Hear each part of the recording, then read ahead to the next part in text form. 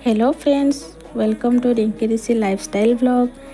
आज मु एबे चिकेन करी बनैबी। आ चिकेन करी बनैया मु प्रथम एठी चिकेन को भल भाव में धोईकी रखी। आ चिकेन को बर्तमान मु मैरिनेट करी।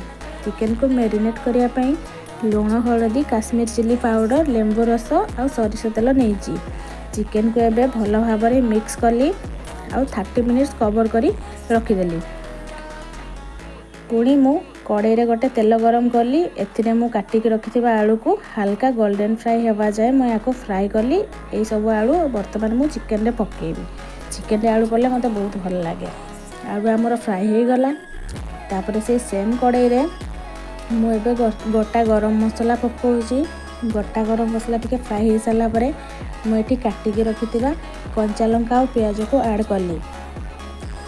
कंचा लंका एमिति तेल रे पकेकी रोसई कले मते बहुत भल लगे। तार स्मेल भल लगे, तार टेस्ट भी भल लगे।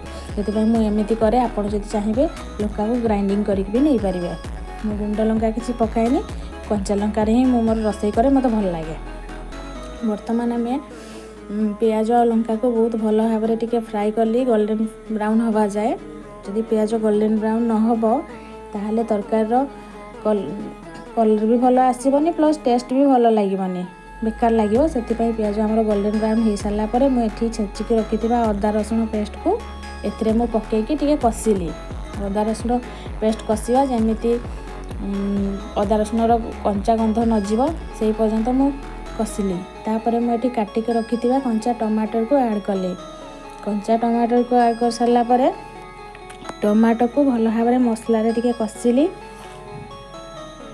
टमाटो और मसला सब मिक्स हो सारा पर मु बर्तमान एठी सुखिला गुंड सब नेबी, जो थे कि अच्छी हलदी गुंड, लंका गुंड माने काश्मीर चिली गुंड, लंका गुंड नुह, काश्मीर चिली पाउडर आउ चिकन मसला, धनिया पाउडर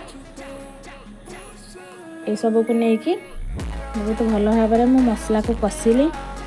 मसलार कंचा बास्ना जीवा जाए मु कषिबी। मसला कषिया हल्का जदि लगे ताहले पानी दे पारिबे। जदि पानी नदेबे भी आहरी भल। गैस को लो फ्लेम करके कषिबे, नले मसला लागिगले तरकार टेस्ट बिल्कुल भी भल लगे। मसला और टमाटो ये सब आमर भल भाव में कुकिंग हो जाए। एबे मसलारू तेल छाड़िया आरंभ कलानी, माने मसला आमर कषि होकर रेडी हो सारानी। बर्तमान मुझे मैरिनेट करके रखी चिकेन को पकेली। चिकेन और मसला को भल भाव में कषिबी, कहीं चिकेन रंधा होची। जमी चिकेन जब भल भाव न कषि हम ताले तरकारी बिल्कुल भल लगे, कंचा लगे, आइंसा स्मेल हम। आइंसा स्मेल हेल्ले चिकेन खाया को बिल्कुल भल लगे। से मसला आ चिकेन को भल भाव में कषिली। ताकू 50 मिनट जाए आम चिकेन को कषिली। बर्तमान मु चिकेन रू बहुत सारा पानी बाहर। चिकेन रो पानी रे ही चिकेन सीझीज। पानी ऐड करार किसी आवश्यक नहीं। चिकेन आहरी अधिक भल लगे बोली, यार टेस्ट आहरी भल लगे बोली मुझे रसुण को, गोटा रसुण को एथिरे पकेली। चिकेन और रसुण एसबू को एका सहित मिक्स करके कषुची। चिकेन कषि कभर करके कषिबी, कहीं कभर न कले चिकेन सीझीबनी। लो फ्लेम कर गैस कषिबी। तापर हमर चिकेन कषा हो गला रेडी।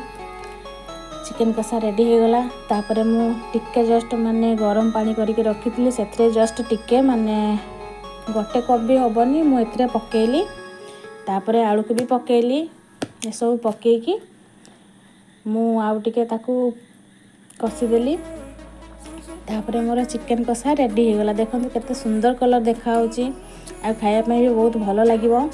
आपण एमती निहाती थोड़े ट्राई करंतु। चिकेन कषा खाया को जदि पसंद करचंती ताहले निहाती एमती ट्राई करंतु। आउ रोसई जदि किसी भल लगे ताहले निहाती लाइक, कमेंट, शेयर करी निहाती कमेंट माध्यम जनइबे। आ एमती निहाती थोड़े ट्राई करेंगे।